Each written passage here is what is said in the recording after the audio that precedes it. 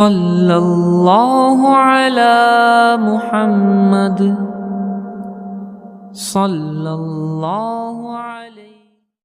میرے دوستو عزیزو، یہ سکھلایا گیا کہ اللہ کی ذات عالی سے فائدہ اٹھانے کے لیے اللہ کے احکام ہیں۔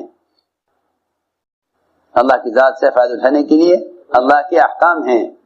اہل دنیا کا کہنا یہ ہے نعوذ باللہ کہ اللہ کائنات بنا کر فارغ ہو گئے اور کائنات کی ضروریات کائنات سے جوڑ دی گئی ہیں۔ آپ یوں کریں گے تو یوں ہوگا، آپ یوں کریں گے تو یوں ہوگا، حالانکہ ایسا نہیں ہے۔ ہر چیز، ہر آن، ہر لمحہ اللہ کے قبضے میں ہے۔ اس لیے اللہ کی ذات سے فائدہ اٹھانے کے لیے اس کے احکام ہیں۔ لوگوں نے ضروریات کو اسباب سے جوڑا ہوا ہے، ضروریات کو اسباب سے جوڑا ہوا ہے۔ سننا بات دھیان سے، لوگوں نے ضروریات کو اسباب سے جوڑا ہوا ہے۔ وہ یوں کہتے ہیں کہ سبب اختیار کرو، اگر حاجت پوری ہو جائے تو ٹھیک ہے، اور حاجت پوری نہ ہو تو پھر دعا کرو۔ اس وقت ساری دنیا کے مسلمان اس رخ پر چل رہے ہیں، ساری دنیا کے مسلمان اسی رخ پر چل رہے ہیں کہ اسباب اختیار کرو، اگر حاجت پوری ہو جائے تو اللہ کا خیال بھی نہیں آتا، اور اگر حاجت اٹک جائے اسباب میں تو وہ لمبی لمبی دعائیں کرتے ہیں۔ سنو غور سے، ہم سب نے مل کر حاجتوں کو اسباب سے جوڑا ہوا ہے، سب نے مل کر حاجتوں کو اسباب سے جوڑا ہوا ہے۔ صلاۃ الحاجہ وہ پڑھتا ہے جس کی حاجت سبب سے پوری نہیں ہوتی۔ صلاۃ الحاجہ کون پڑھتا ہے؟ جس کی حاجت سبب سے پوری نہیں ہوتی۔ دوا کھا رہا ہے، شفا نہیں ہوئی تو کہے گا صلاۃ الحاجہ پڑھو۔ ہم نماز کی طرف جاتے ہیں اسباب سے تھکنے کے بعد، ہم نماز کی طرف جاتے ہیں اسباب سے تھکنے کے بعد، حالانکہ حکم یہ ہے کہ نماز کی طرف آؤ اسباب کی طرف جانے سے پہلے، نماز کی طرف آؤ اسباب کی طرف جانے سے پہلے۔ حکم یہ ہے کہ نماز کی طرف جاؤ اسباب کی طرف جانے سے پہلے، اس لیے اس ارادے سے نہیں کہ پہلے نماز پڑھوں گا پھر سب اختیار کروں گا۔ اگر اتنا بھی ارادہ کر لیا پھر بھی ناکامی آئے گی، پھر بھی ناکامی آئے گی۔ کیوں آئے گی ناکامی؟ ناکامی اس لیے آئے گی کہ عمل اور سبب دونوں کو یقین میں جمع کیے ہوئے ہیں، کہ پہلے عمل پھر سبب، پہلے عمل پھر سبب۔ یوں کہے کہ نہیں، اللہ عمل سے ہی کامیاب کریں گے، اللہ عمل سے ہی کامیاب کریں گے۔ اگر اس طرح عمل کو مقدم کرے کہ اللہ عمل سے ہی کامیاب کریں گے تو اس کے اسباب کی طرف جانے سے پہلے اللہ حاجتیں پوری کر کے دکھلاویں گے۔ اور اگر یہ کہتا ہے کہ عمل اور سبب دونوں کو جمع کرنا ہے، پہلے عمل پھر سبب، تو صرف تقدیم و تاخیر کا فرق ہوا، یقینی اور غیر یقینی نہ ہوا۔ عمل کو یقینی بنائے، اسباب کو غیر یقینی بنائے، عمل کو یقینی بنائے، اسباب کو غیر یقینی بنائے، تو اللہ رب العزت عمل کے یقین پر کامیابی دکھلا دیں گے، عمل کے یقین پر کامیابی دکھلا دیں گے۔ اور اگر یہ خیال ہے کہ اسباب اور اعمال دونوں کو جمع کرنا ہے تو ہم سمجھتے تھے کہ نماز اور دکان یقین میں جمع نہیں ہو سکتے۔ میں یہ نہیں کہتا کہ اسباب اختیار نہ کرو، میں یہ کہتا ہوں کہ دو کام کر لو، ایک تو عمل کو سبب پر مقدم کر لو،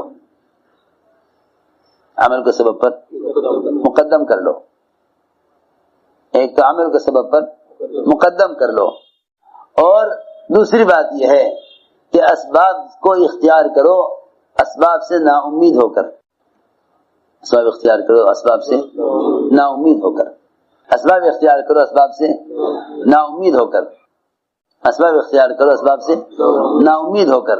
اگر اسباب سے امید کرو گے نا، سنو، اگر اسباب سے امید کرو گے تو اللہ تعالیٰ اسباب کے حوالے کر دیں گے،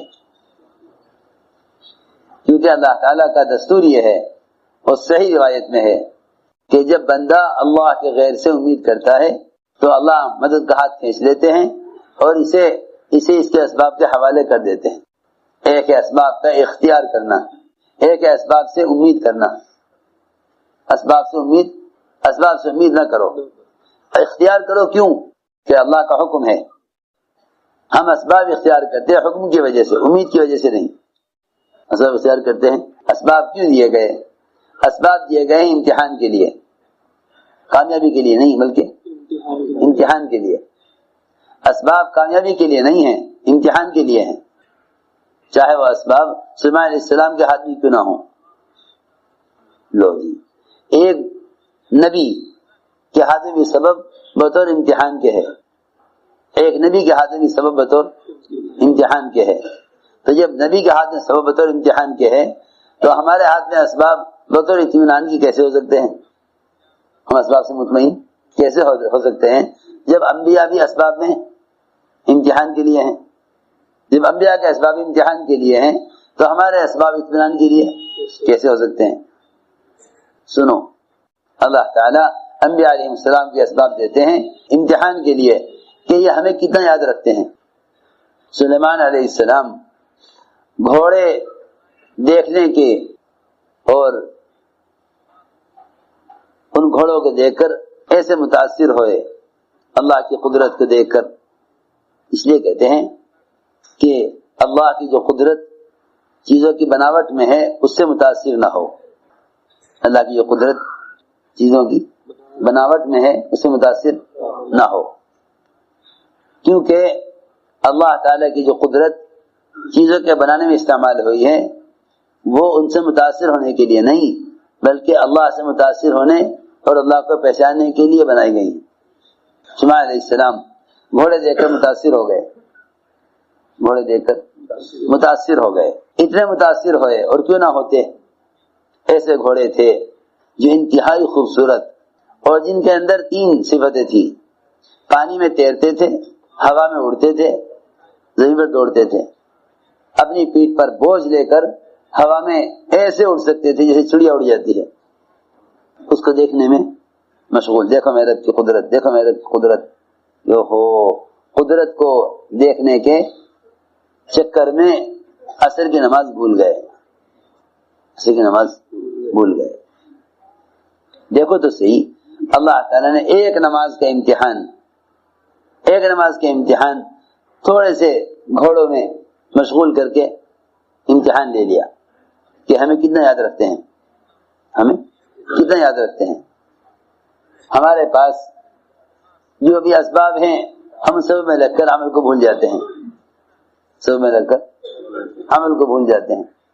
سلیمان علیہ السلام گھوڑے دیکھنے میں لگے، نماز عصر کی قضا ہو گئی۔ اتنا غم عصر کی نماز کی قضا ہونے کا کہ تلوار منگا کر سارے گھوڑے کاٹ ڈالے، سارے گھوڑے سب کاٹ ڈالے، اور اللہ سے کہا اے اللہ مجھے تو آج کی عصر پڑھنی ہے، مجھے کچھ نہیں چاہیے، مجھے تو آج کی عصر چاہیے۔ اللہ نے سورج کو واپس نکالا، سورج کو واپس نکالا۔ تمہیں ایک عمل کے ضائع ہونے کا غم ہوگا، ہم سورج کو واپس لاویں گے۔ میں اس کو سمجھانا چاہتا تھا کہ کائنات کا نظام عبادات پر چلے گا، کائنات کا نظام کائنات پر نہیں چلے گا۔ یہ نہ کہا جائے گا کہ بھئی سورج ہے وہ تو غروب ہونا تھا ہو گیا، یہ نہیں، ایسے تھوڑا ہی ہے۔ جنہیں اپنے عمل کے ضائع ہونے کی سچا غم ہوتا ہے، اللہ ان کے لیے نظام کائنات کو مسخر فرماتے ہیں۔ صحابی کو جیل میں نماز کا فکر ہے، جنابت کی حالت میں ہے، جیلر نے غسل کے لیے پانی دینے سے انکار کر دیا، اے اللہ مجھے تو نماز ادا کرنی ہے، میں 2 دن پیاس کو صبر کر لوں گا، 2 دن پانی نہیں پیوں گا، پینے کے پانی سے غسل کر لوں گا لیکن 2 دن پانی نہ پیوں گا، صبر کر لوں گا پانی کو، نماز کو صبر نہیں کر سکتا۔ اللہ تعالیٰ نے بادل کو مسخر کیا، آسمان سے بادل اترا، جیل میں داخل ہوا، صحابی کو اوپر برسا، صحابی نے غسل کیا۔ میں اس لیے عرض کر رہا کہ نظام کائنات کائنات سے نہ چلے گا بلکہ نظام کائنات خالق کائنات سے چلتا ہے، اور اس کو موافق کیا جاتا ہے دعوت عبادت کو جمع کرنے پر۔ تو میں عرض کر رہا تھا کہ ہم نے ضروریات کو جوڑا ہے اسباب سے، اگر اسباب میں کامیابی نہیں آتی تو پھر اس کے لیے اعمال کرتے ہیں، پھر اس کے لیے اعمال کرتے ہیں۔ حالانکہ حضور اکرم صلی اللہ علیہ وسلم نے اپنے صحابہ کے یقین کو شکلوں سے اعمال کی طرف پھیرا، اور عمل کو مقدم کرایا. ایک صحابی نے عرض کیا میں تجارت کے لیے بحرین جانا چاہتا ہوں. آپ نے فرمایا پہلے 2 رکعت نماز پڑھ لو, کرو تجارت, پہلے 2 رکعت نماز پڑھ لو. تو میں عرض کر رہا تھا کہ ہم نے دعاؤں کو جوڑا ہوا ہے اسباب کے ساتھ, کہ سبب اور دعا. اللہ نے دعاؤں کو جوڑا ہے عبادات کے ساتھ, اللہ نے دعاؤں کو جوڑا ہے عبادات کے ساتھ. ایاک نعبد و ایاک نستعین, اے اللہ ہم تیری عبادت کرتے ہیں, تجھ سے مدد لیتے ہیں. ہم نے جوڑا ہے دعاؤں کو اسباب کے ساتھ, کہ سبب اور دعا. حالانکہ ایسا نہیں ہے, بلکہ عمل اور دعا, عمل اور دعا, عمل اور دعا, اللہ نے ان دونوں کو جوڑا ہے. ہم نے اسباب اور دعاؤں کو جوڑا ہے. لوگ کہتے بھی ہیں کہ اسباب اختیار کرو, اللہ سے دعا کرو, اور یوں کہتے ہیں کہ اسباب اختیار کرنا ہمارے ذمہ ہے اور کامیابی اللہ کے ہاتھ میں ہے. دیکھو تو صحیح, کتنی الٹی بات ہے کہ اسباب اختیار ہم کریں گے اور کامیاب اللہ کریں گے. اوہو, اسباب اختیار کر کے اللہ کی ذات سے ہونے کو تو مشرکین مکہ بھی کہا کرتے تھے کہ ہم اسباب اختیار کریں گے, کامیابی اللہ دیں گے. ایک مشرک دماد حضور اکرم صلی اللہ علیہ وسلم کا علاج کرنے کے لیے آیا, کیونکہ کہتا تھا کہ آپ پر کوئی اثر ہے, میں آپ کا علاج کروں گا, آپ ٹھیک ہو جائیں گے. تو مشرک کا کہنا یہ ہے کہ میں آپ کا علاج کروں گا, آپ بیماری کو بڑا مت سمجھیے, مگر شفا اللہ کے ہاتھ میں ہے. علاج تو میں کروں گا مگر شفا اللہ کے ہاتھ میں ہے. یہ کون کہہ رہا؟ مشرک کہہ رہا ہے آپ سے کہ میں آپ کا علاج تو کروں گا, شفا اللہ کے ہاتھ میں ہے. سنو, اس لیے یہ کہہ دینا کہ ہم تو اسباب اختیار کرتے ہیں, کامیابی تو اللہ کے ہاتھ میں ہے, کہ کامیابی تو اللہ کے ہاتھ میں ہے, لیکن اللہ سے کامیابی لینے کا ذریعہ اسباب نہیں ہے. اللہ سے کامیابی لینے کا ذریعہ اسباب نہیں ہے. اگر اللہ سے کامیابی لینے کا ذریعہ اسباب ہو تو پھر مسلمان غیر مسلم سب برابر ہو جائیں گے. مسلمان غیر مسلم سب برابر ہو جائیں گے, سب برابر ہو جائیں گے. حالانکہ مسلمان غیر مسلم برابر نہیں ہو سکتے, مسلم غیر مسلم برابر نہیں ہو سکتے. دونوں کے لیے کامیابی کے ضابطے الگ الگ ہیں. مومن کے لیے کامیابی کا ضابطہ اللہ کے احکام, اس کا دین ہے. مشرک کے لیے کامیابی کا ضابطہ کائنات کے نقشے ہیں. دونوں میں الگ الگ راستے ہیں. دونوں, مشرک اللہ کی ذات سے فائدہ اٹھائے گا کائنات کے راستے سے, مسلمان اللہ کی ذات سے فائدہ اٹھائے گا احکام کے راستے سے. اللہ دونوں کو دیں گے, لیکن مشرک کو دیں گے ناراض ہو کر, مومن کو دیں گے راضی ہو کر. تو میں نے عرض کیا کہ دعائیں عبادات کے ساتھ ہیں. اللہ تعالیٰ کو سبب بنا کر پیش نہیں کیا جاتا, بلکہ اللہ کو عمل بنا کر پیش کیا جاتا ہے. اللہ کو عمل بنا کر پیش کرو, سبب نہیں. ہم اللہ کو سبب بنا کر پیش کرتے ہیں. آپ دیکھیں گے عام طور سے کہ لوگ اسباب بناتے ہیں, پھر وہ اسباب اللہ کے سامنے پیش کرتے ہیں. اے اللہ یہ میری دکان ہے اور تو نفع دینے والا ہے. اے اللہ یہ میری دوا ہے اور تو شفا دینے والا ہے. سوچو تو صحیح, وہ اللہ جو قادر مطلق ہے اس کو کوئی سبب پیش کرنا اس کی قدرت کا انکار کرنا ہے. اللہ کو سبب پیش کرنا اس کی قدرت کا, اس کا قدرت کا انکار کرنا ہے. اللہ کو سبب پیش کرنا اس کی قدرت کا انکار کرنا ہے.